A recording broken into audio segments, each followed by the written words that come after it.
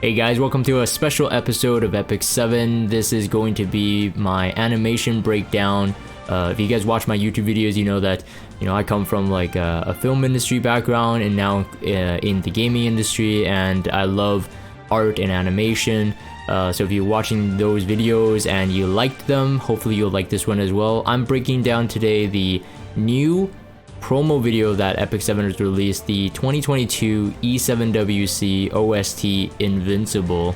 So for the it's really to hype the World Arena upcoming Epic 7 World Championship World Arena Tournament that will be I guess established around in a couple weeks actually. This video is just released hot off the press I think yesterday, and a lot of people love the animation, and as usual, I like breaking down frame by frame, so we get to discuss certain things like artistic options, maybe some little details that you've missed, and as I'm going through this and you're watching the video and maybe you've watched this video as well, let me know what you guys think as well, especially in the comments down below. Maybe I missed something, but let's go through it. So first things first, we have an opening scene, and this scene takes us into this kind of like concert. While it is a concert, you can see on the screens in the top the Epic 7 World Championship logo. I actually have my snippet tool ready here, so like right there you have one right here as well. So I mean it's really nice set dressing at the moment, and it kind of resembles sort of like a esports stadium as well, which I think they're trying to go for. So both esports plus a concert, and then we do have our resident baddies, and I think it's kind of interesting as well because like at the moment of this recording, we have the Summertime Assyria side story re-released, so the return for the summer, and it is pretty funny because like these three characters are quite important in the main storyline. So Carmine Rose, the Inquisitor, and Chaos Axe being the drummer. So we see some very smooth animation, and Inquisitor looks really good without the mask. Arguably speaking, like actually decent looking. Carmine Rose looking good as well.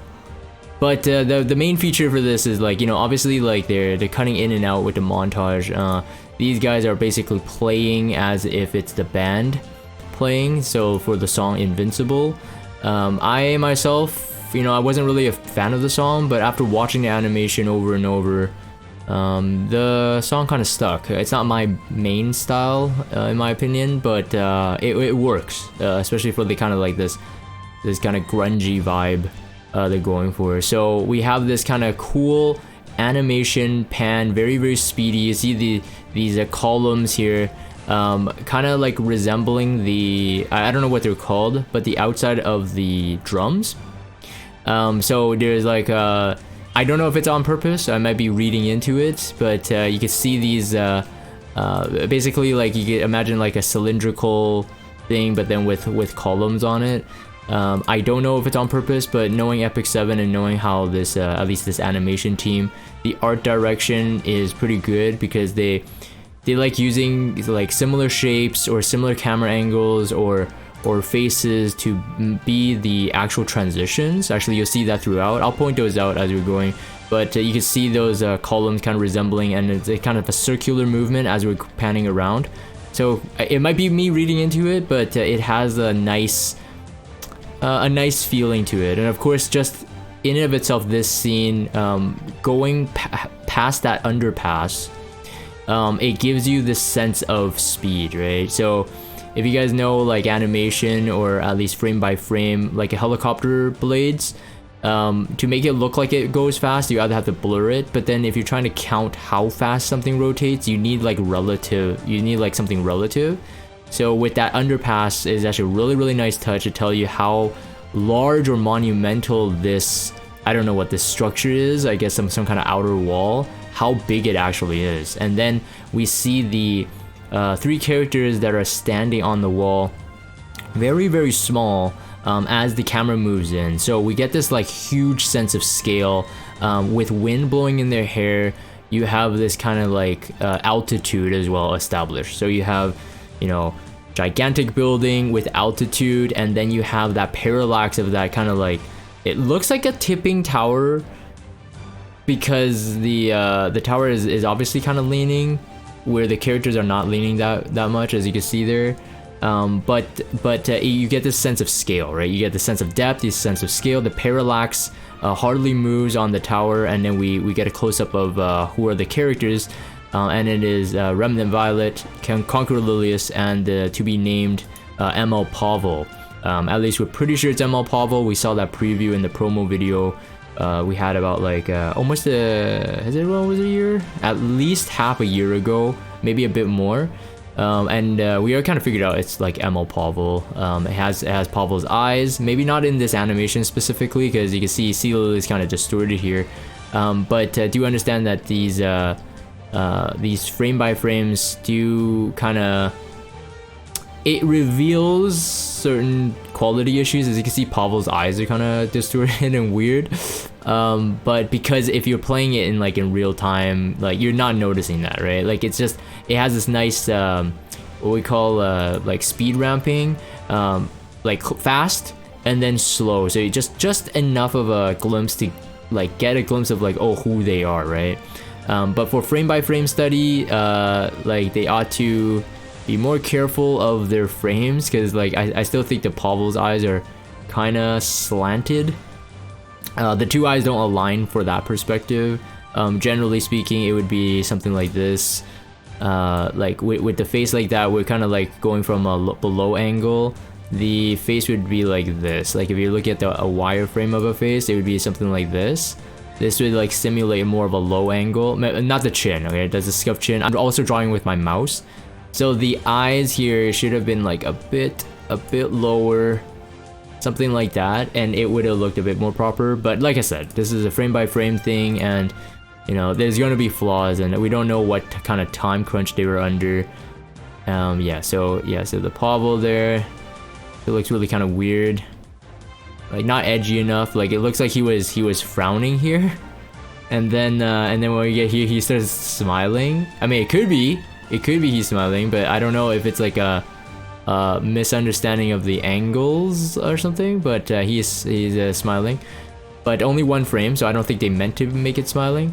And then we get this cool like quick cut to saying Epic 7, right? So now we have like this like, oh wow, what were they looking at? So you get that, you see that that push out, the camera push out there. Again, you get that sense of depth and the grand scale of whatever the city is. And we already established like they were pretty high up, right? So usually wind in the hair establishes high altitude, and of course the hair is not moving because of the camera the camera movement itself. You can see their capes also floating as well, so there's like wind and stuff like that. So very, very nice, right? So that opening scene there, very, very nice. So we get a hard cut into the next scene, and we get some beloved characters. We have looks like a fashion show going on, which has you know, reflection of the original opening concert scene as well. Like you got the spotlights, you got the cameras, you got kind of glam and the kind of hard lighting on the characters. We got Dilibet, of course, designed a little bit in the background. And you know what, I'm not a lore guy myself, but from what I understand is that at least like, did she design top model Luluka's? I think from the English voice lines, that's what I gathered. She designed top model Luluka's outfit or whatever. So this is top model, looking pretty good. And yeah, like I said, the spotlights and then even the architecture, using those kind of like steel frames and stuff like that, really does resemble kind of like the opening scene. We also have big crowds. Don't know if they're trying to do that, but within the context of the lore of the fashion show, this makes sense as well. But it's a nice kind of mirror to the opening shot. Here we see one single shot of ML Charles in the destroyed city. I do believe that's part of his lore as well. Very cool. We got Angel of Light Angelica. So it really seems that at least in this promo video, I mean, like if you're not convinced that this has something to do with RTA, guess again, right? Like it's all ML5s. This shot is pretty nice. We see Angel of Light. We know it's Angel of Light. We see the angel feathers, very nice. And really, that's just it. Like it's very very quick. We get a cool kind of a mirroring effect. You see on the end of the Charles frame here, the color gets revealed. And we get the wind kind of blowing like this way, and so this serves to be a transition as well, right? So I was mentioning before, they're using shapes, they're using symbology, they're using faces, they're using directions, everything to be a transition. So not using, you know, kind of lame fading transitions or some kind of wipe transition, but using realistic dynamic movement as transition. So as we established there, the turbulence of the wind moving the hair, so your eyes are naturally kind of going in that direction anyway. If we do a even closer study on even just the camera move itself, as the wind is moving, you get the turbulence here. It ends with like this, right? So it's moving to the left. You see that the camera momentum continues going right, but the object or the subject in the camera goes left. So it continues this nice flow, right? You also see the Angel of Light's hair also going in the same direction, as well as the feathers that serve to be another again, when things are moving, and you know, we need more than just the cape sometimes, right? And this is a nice kind of motif in terms of Angel of Light. We don't need to really see her closely, and we're just like, oh yeah, if this is an ML5, you know, and I'm calling her an ML5 on purpose, if this is an ML5, it has to be Angel of Light. So we hardly see the face, not close enough. We hard cut back into some more action, back to the song again, helping us see that you know, it's not just the band that's playing, but the characters that are playing as well, and the reminder that this is all in celebration of the World Championship upcoming. We got that nice pound on the drums, and it does sync with the beat, right? So none of this animation is, I'm not playing the song on purpose just because it's not as a neutral song as some people would like, and I don't think we have access to the full thing, so it would be on repeat for a long time. So anyways, Carmaine Rose looking really good there. We get transition and camera move. And honestly, if you're really looking at how even just the music concert sequence is, it's more or less how now live concerts are filmed anyway, right? So it's really like, you know, in live concerts they usually have a on stage director, and they're directing like, oh, camera 1 go to camera 1, go to camera 2. They have constant cameras, like they're all feeding, and basically like the director gets to choose which camera at what point is the focus, but all cameras are on, right? So all the cameramen, you know, 8 to 12 cameras or what have you, they're always filming. It's just up to the director to compose like what shot are they going for. Are they going to go for this kind of like big reveal shot, and you know, with the lights and stuff, usually they would rehearse it as well with the light show and stuff. So the live performance, when it's recorded, it looks really good. So we get this pan out, very nice as well. Again, we have a nice transition. Gotta point these things out. Again, I'm gonna try to use my expertise. This transition is very nice. We have a symmetrical end with lines like this. So I'm also looking at my screen to make sure I'm actually recording everything, right? So if you take that and then onto the Briar Witch, you have a nice kind of what do you call it, reflection, right? So you have chosen on purpose symmetrical, and we got the anime kind of lines, right? So again, that serves to be a very very strong transition, because our eyes generally, you know, like we're okay with hard cuts, right? Most of us are okay with hard cuts. We're used to it watching movies and stuff like that. But to keep the momentum going for an action-packed animation, these things were designed on purpose. Like they didn't choose to go with like a profile shot, which means a camera angle from the side on purpose, like from that stadium shot. So you can see that, you know, it's not just like random stuff. Like the person art directing these videos for Epic 7 generally do really impress me. So we got Briar Witch. She's not really meta, but I do see a lot of love for the ML5s, and I do apologize for the pixelation. This is a YouTube compression thing. I'm playing this on their YouTube player, and I am on 1080p, so it's unfortunate. It's just how YouTube encodes certain types of movement in frames. They do that. But anyways, so Briar Witch shooting out something that I'm not quite sure what those things are. They're like really big purple things. If I remember correctly, Briar Witch shoots out her swords, and her swords don't look like that. I'm talking about the S3 animation. I also did an S3 animation breakdown of Summertime Assyria, Green Assyria, and Briar Witch Assyria. So if you're interested in that, check it out on my YouTube channel. Just search it up. I don't even remember what it's called anymore. Those vines, I think, has something to do with Briar Witch, or at least her lore. I know that when she summons her swords in the S3 animation, certain vines grow out, like from the ground. So this is like a really exaggerated form. And we have one of my favorite characters of this year, Lionheart Sirmia. Here, and this is I'm gonna spend some time here. We do have a lot of these like kind of action shots, and to be honest, I'm kind of used to it now, and Epic 7 doesn't fail to deliver here, where like, you know, things are flying, it's really hectic, and there's a lot of dodging.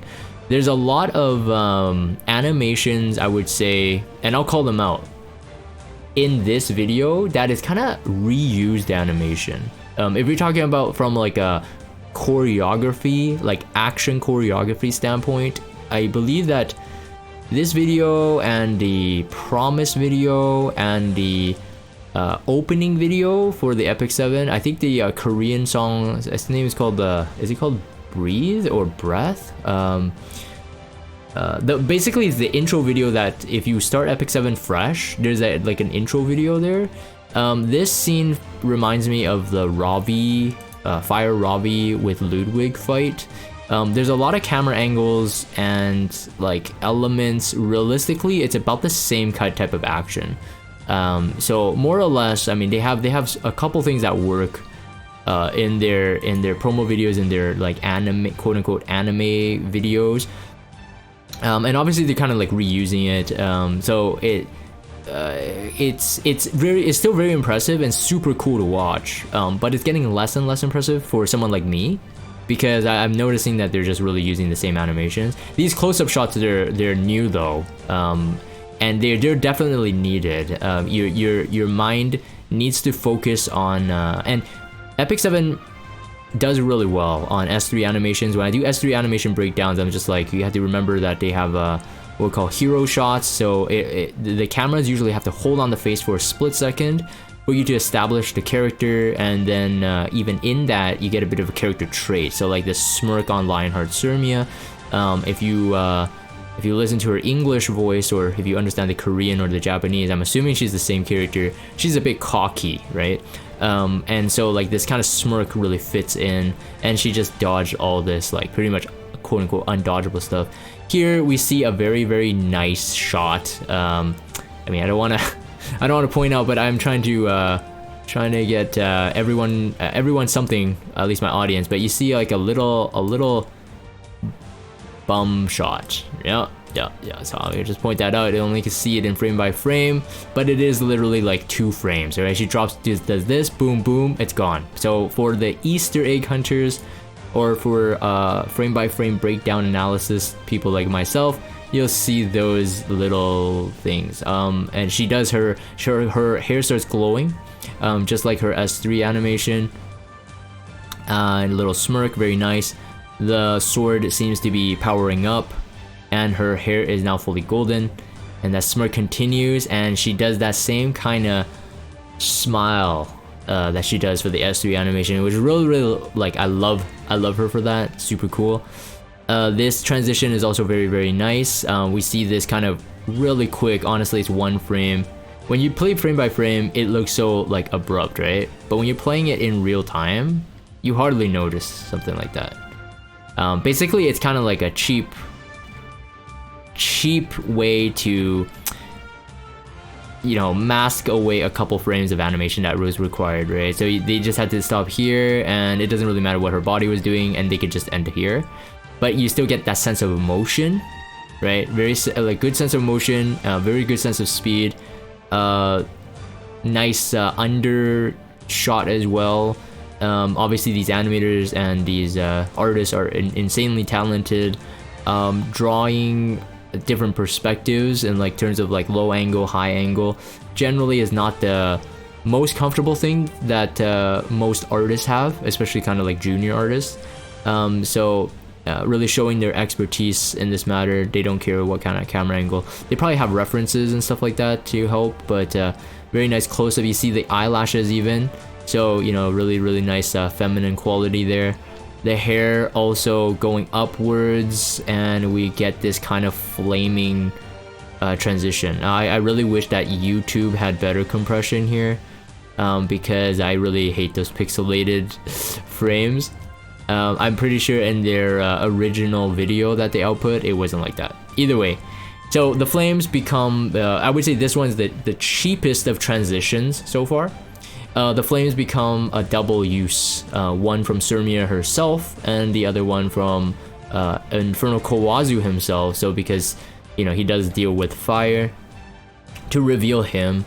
So this is outside of the out of all the transitions I talked about so far, this one would probably be the cheapest one, but it's also still very good. Okay, still very good, keeps the momentum, right? Look at this, look at this. Movement is swing up, boom, he comes up and he flies up, right? So you still, even the flame is a cheap masking trick, you have the dynamic movement, the same movement, so it doesn't disrupt the eyes, it doesn't disrupt the flow. Very nice touch, of course. If I played this in real time, you know it's Infernal Kawazu right away. It holds long enough. So if I'm counting the frames here, right here you could already identify him. That'd be like 1, 2, 3, 4, 5, 6, 7, 8, 9, 10, 11, 12, and maybe just say 12 frames. But that's usually quick enough for someone viewing something. Your eyes and your brain interprets it very quickly. Nice kick as well, just like his animation, his S3. He does a very cool kick. Good close-up. These flames here serve to be sort of a mask. Anyways, you can tell how fast an animation is based on how little frames are in between to translate it. There's really like 1 state, 2 state, 3 state. So when you play it back really fast, it moves really fast, but you still get that really nice sense of dynamic movement. This is a nice hold shot as well. You get to see his full profile, and it looks like he's kicking his sister, probably something to do with lore, but I was more surprised to see her here because I felt like, because like ML Kaorik is here, looking a bit thinner, like in general, like his build, his body, than the ML Kaorik. Like his body looks a bit too thin, but it could be the camera angle as well. I'll point that out in a sec. Actually, going back here, ML Kawana, unfortunate, because it feels like all the heroes, at least the ML ones, are like usable in World Arena, right? But ML Kawana, I don't know, man. It's okay. It's okay. I'm okay with that. But that one's that's the weird one for me. So anyways, back to ML Kaorik. The transition here, nothing symbolic in my opinion. Like maybe the hair to that glow, but I think it's just a hard cut. An action shot on the face, close up to far shot. I'm just gonna point out the slender build for this ML Kaorik versus our. I mean, if you just compare in game, you could see how different it is. However, it is a high angle looking down. So because we have our head like that, our eyes are down here, right? So realistically, this is a low angle. If your head is this big on top, it's a low angle shot. So it makes sense that the body, perspective-wise, is thinner. It's just that I do feel like it's way too thin because his shoulder pads are quite big. So I feel like he's in terms of width, he's way too thin. I know that Fire Kaorik is, but for whatever reason, ML Kaorik, he never never looked thin to me. I don't know, but that might just be me. Anyways, let's continue. So he goes and stops the fight. Alright, so his hand glows. Cool. Nice close-up shot of the eyes. A typical kind of anime thing. We got a nice pose here. A nice block from Emma Kawana. And actually, Emma Kawana in this shot, I didn't notice it in the first pass, but her thighs are very nice. Like muscular nice, alright? Nothing degen. It's just like, it actually looks like it's muscular. You can see the lights hitting on her quads, so her thighs here. There's a cut right there. So let me erase that again. There's a cut on the thighs there, so that usually means that her legs are actually pretty like muscular. I don't think that reflects in the hero portrait in the game, but in the case of this, like it could be an accident, but in the case of this, it's a nice touch too, right? Because she's blocking like high impact, so naturally you will start trying to oppose that strength, so your quads will be initiated, because your quads are necessary for your body to push up. So she's kind of in like a knee bent position, but to kind of, you know, withstand the force coming down on her, her quads will naturally have to be flexed and acted up. So that's actually kind of nice touch. I didn't notice that. The Kawazu face looks really funny though, but his kick hold there is very, very nice. Apparently this is like if you look at the frames, ML Kaorik is so fast that before the gravity takes over, he's already there to break it up. Although the feet is already released, he's moving really fast, and I think that's pretty nice. You can see there, he's like boom. I actually don't know if is that impact the ground breaking up. It's not. It could just be like lava. It could just be lava. And the other thing is that we have to start noticing that I think they started using backgrounds that were old World Arena backgrounds. I'm not quite sure if there was a magma one. I might be mistaken. There might be, there might not be. I'm not quite sure about that. But in the next couple scenes, we will see it. Not here. This was the end of episode. Oh man, I'm so bad at this. Episode 3, right? End of episode 3. We have a Politis here. Although when you play back in real time, it's very hard to notice the Politis. You notice the Bellion like right away. The pose. It's actually really fast. Let me play it really quick here.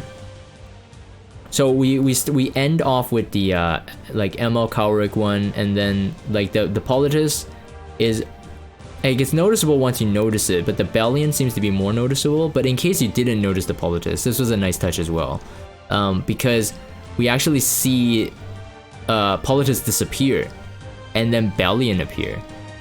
So it's kind of like to my understanding is that Politis built Bellion in the lore. I didn't end up reading the story. I was trying to rush it for the summons or whatever, so I didn't read the end of the story. But that's a pretty nice.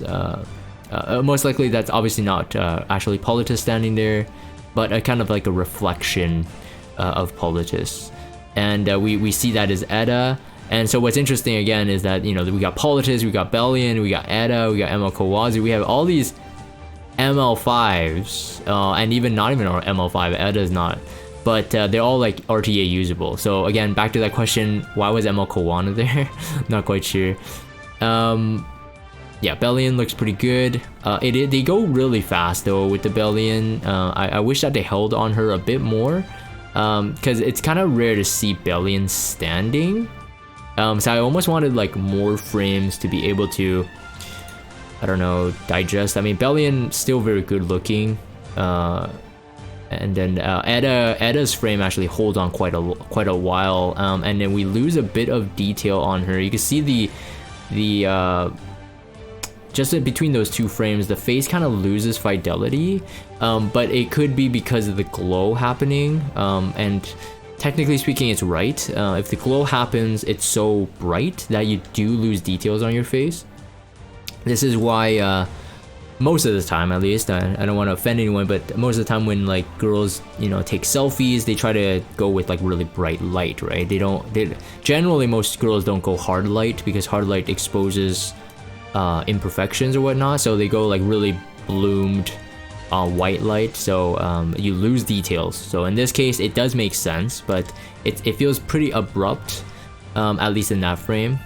And then the glow transitions to the glow. This would be another what I would call a cheaper transition, but it works because again with the stadium lighting, stadium concert stadium lighting, it works. Going back with more music, more camera movements, and another reminder that this is for the Epic 7 World Championship. That logo is like, you know, very... I personally don't like the logo, but the silhouette is so distinguishable that even if it's out of focus, you can tell. So in that aspect, the logo was a successful design because the silhouette is strong. But I personally just don't like the logo myself. We cut into a couple shots of the band playing, just rocking it out. I will fast forward here.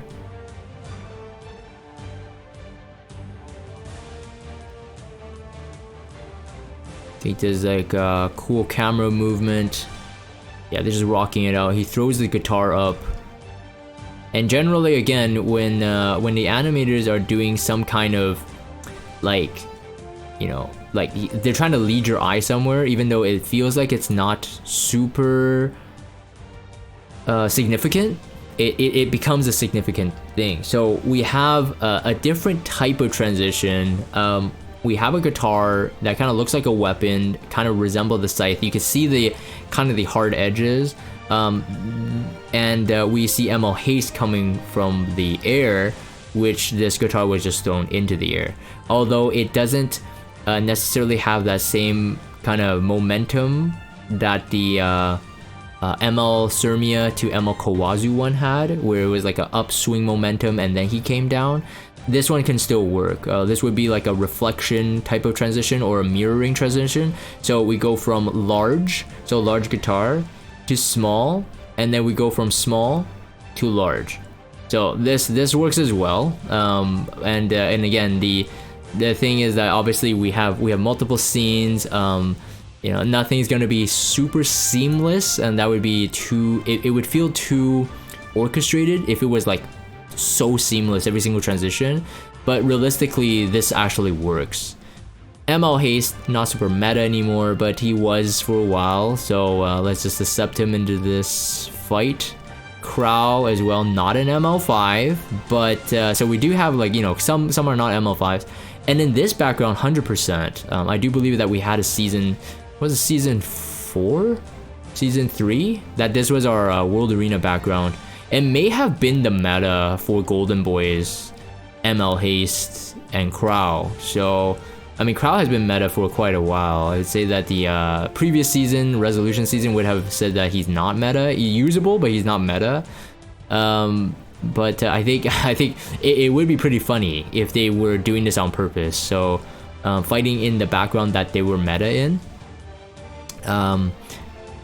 Yeah. Oh, so this part, this swinging one here, this sequence, this feels used again. I had there is a sequence again in the opening video of that Korean one. Again, I'm gonna find that song name actually. Oh, Desperate. That's it. The opening sequence to the Epic 7 game is a song called Desperate, and there is a scene where Cigarette is fighting Blue Crow, and they do this. They do pretty much this. Crow swinging swords, and Cigarette was like swinging her scythe, which you know, realistically, I mean, Haste has a scythe as well. So it does feel like reused. So this was one of those kind of reused animations that I saw. I noticed at least. But for first-time viewers or people who don't notice, you know, reused canned animations, this is still very impressive. I mean, the animation, lot of like clink clink clink, reminds me of like a bit of like a Star Wars type of thing. You just get like bright lights, sparks, all those lines on the on his scythe there symbolizes how fast he's spinning it, and you really get that sense of motion. Even though that these are only a couple frames, you get that sense of action and motion and impact. So realistically, it's really well done still. This shot on haste with the sweat beads kind of flying too, very nice, because it establishes this kind of like time ramping again, where it's like it's really fast and we got to slow down, and then we got like a hero shot of the face to recognize who it is, even though everyone would have knew who it was. From a slow down here, from fast to slow, slow, back to fast. So we get this kind of like what do you call that? Bungee. There you go. I was thinking about bungee jumping.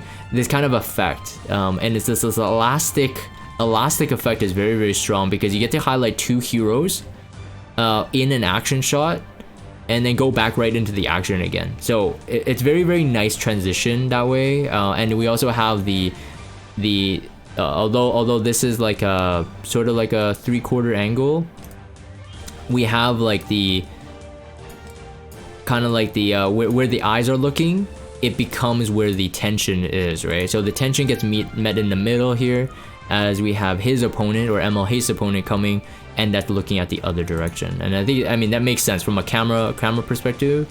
That makes sense. He rushes in, and Crow and him are still fighting, still clink. So the action is non-stop. The camera follows a Tywin. I think that's the end of a Tywin here. Again, using this kind of high action while in a kind of a montage music video as an excuse to like highlight even more characters, which is great. So you got the actions, you've got the hero shots, let's cut over to another action shot. We see some jet thrusters firing off, and this reminds me of like how Batman and the Batmobile usually do. Like they always have like a thruster shot when a Batmobile like starts initiating, and we see it's ML Crow. So ML Crow, we know that he does have Siegfried, at least his motorcycle, does have like insanely fast speed. It's like he's rushing in. New character introduced. ML Crow looking very cool. New character introduced here. Golden Boys, Golden Boys clashing, and then Rylot also when he was meta. He also makes it into the scene. So a good way to introduce two characters that weren't here before, but still contextually kind of like in the fight. So we get our focus on them. So a couple of these frames here, like I would say the face is not super high fidelity, but again, while they're drawing this, they're just trying to get a point across and not exactly assuming someone would do a frame by frame animation. This motion blur on Rylot is artificial. This is kind of like using digital effects instead of using the art itself.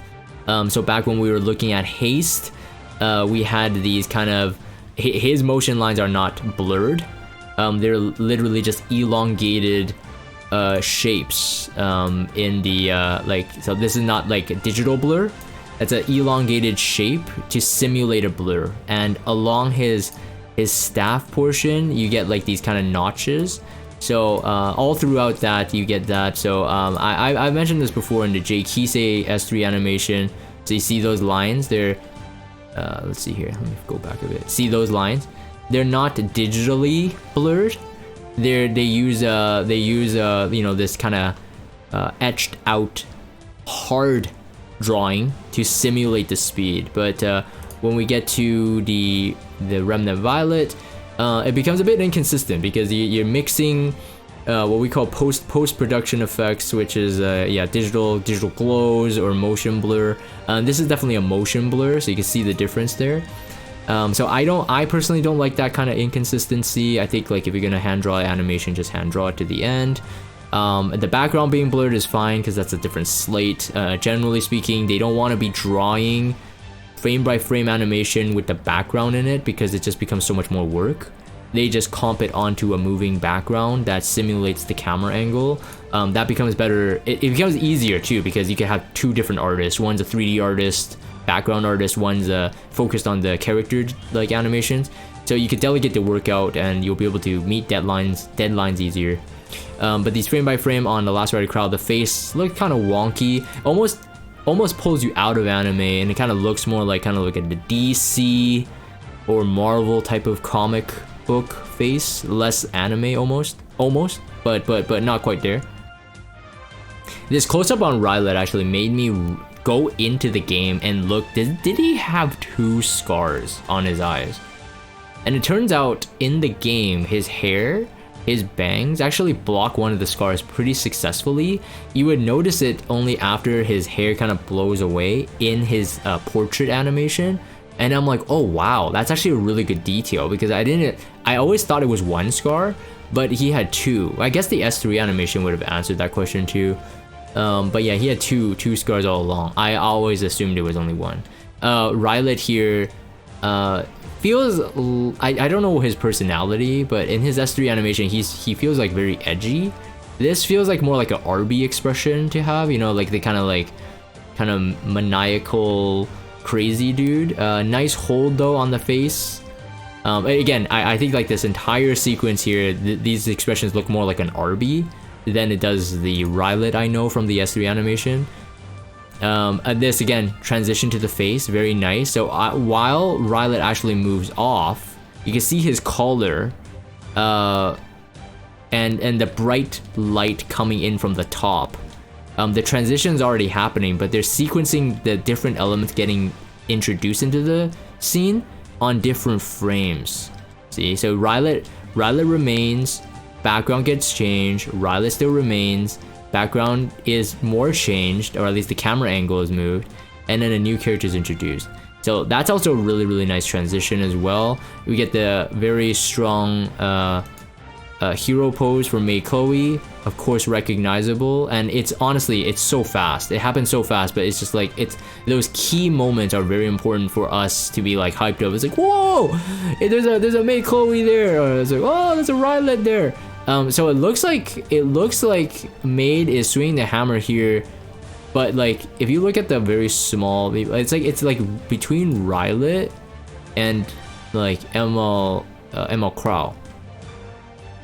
So it's kind of interesting. Is that her motif when she revives? I'm not quite sure, but it does end up with this big explosion, and big explosions, fire, and glows are always easy transitions. So this one fades to white, so you know. Generally, I say that this would be a cheaper transition, but it's okay. If we were taking it literally, we got the explosion, we got fire, and then we start with fire again, or at least seemingly like fire, and we get a very quick shot of FCC. Now, this in the entire video is probably one of my favorite sequences because we get all the skinned heroes. Okay, so this part's really cool. Skinned RTA heroes, mind you. Minus the last character, which I'll talk about. So we get the stadium again, and I think the stadium is one of the other World Arena stadiums that we had, like the backgrounds, in one of the other seasons. We get Athletica in her skin, and honestly, this whole sequence showcases how many of the World Arena skins we have already. It's pretty incredible, actually. I didn't even know, but I think we're on season 7, right? So it's a 7 skins. Including Mei Chloe, even though we didn't see that one. Athletica, a nice close-up shot, throw something into the air, camera pulls out. We follow these, her weapon to kind of reveal this. Okay, so again, notice the same thing kind of happening, right? We got camera moving up, out, and then Spectenny cuts to Spectenny, and then she's moving out in the same movement as the weapons and the camera movement, right? So again, if you think about it, like the Lionheart Surmia sword into Emma Kawazu, same kind of momentum thing, but here, instead of a transition from one scene to another, it's a transition within the same fight, and we get cool dodging again, and Spectenny, her skin here looks really good. You know, I use Spectenny, the old Spectenny, and people are like, well, why don't you like her skin? I don't like her skin because of the English voice, I guess, but this like sequence makes her skin look way better than I think her skin in the game. Makes me want to go back to use this skin again. But yeah, so it's doing that for me. Oh, very nice. Wait. I just realized something. What happened to her leg? I see.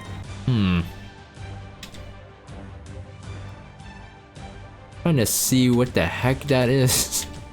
Something wrong with her leg here, I think. I'm trying to see if that the left leg, at least the screen's left leg, if it's like if the knees are up. But it doesn't look like it, or at least it doesn't sell it. But it's okay, it's okay. Frame by frame, you're always gonna find a bit of flaws. Very nice though, revealing a lot of her back. And then now she comes back. So again, you see the kind of like movement with the weapon as well. I want to point this out here. I think this is very, very cool. We kind of have like a direction where from the Lytica weapon to her movement, we have this kind of like figure 8, and then she's gonna come back like this. But what's really cool is that like the movement of the like these chevrons on the weapon, they serve to be arrows too, right? So like they're helping, like in a way, like she's dodging it, but they're really helping your eyes kind of get drawn to this kind of like very kind of poetic dance. I kind of like that. I think that was a pretty good idea. And then she comes back, and she fires off. Actually, I don't even know what she fires off. Some magic stuff, I guess. And this serves to be another transition. And purple.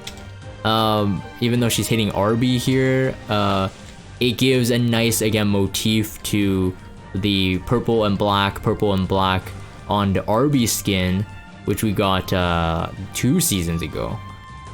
So this is the, I mean, I guess they made him more crazy so Rylet looks normal, but this is the kind of face I was talking about. The Rylet one, I don't think it fit him, but it's okay. It's more of like an RB thing. This is a very nice as well. These kind of like elongated shots really help sell the how fast he is, and also the type of camera. This almost gives you generates like a fisheye lens, which if you're really close up, the thing in the foreground, they become really round. You can see that this gap in between the 2 eyes here is actually quite huge. The nose is larger than normal. The chin is quite big. The smile is really big, and of course this emphasizes that kind of like craziness, right? With the small eyeballs as well, emphasizes like how crazy our RB is, at least in this scene.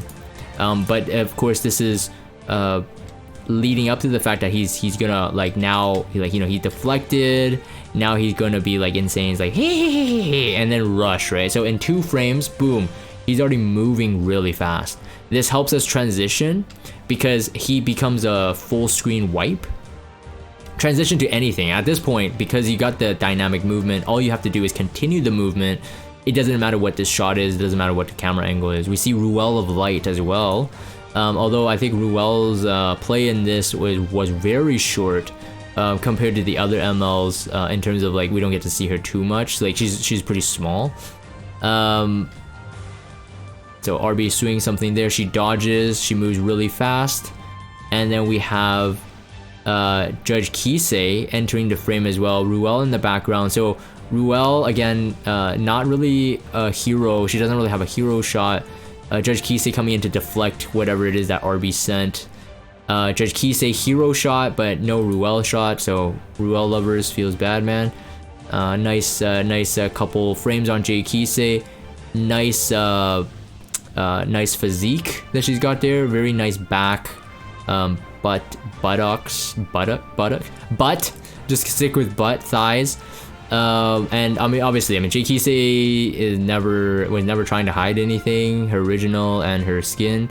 RB is like kind of dodging and is moving really fast again. Like I said, the background plates versus the character plates will be different, so that they could be two different artists, 2 different specialties. So if you're actually looking at his footsteps on the ground, he's not really grounded, but it's because moving so fast, it doesn't really matter. It sells the speed. RB goes into this kind of like, here, you take my what's it called? Oh man, I'm so used to the skin voice lines now. I forgot what it's called. His approaching ruin, whatever.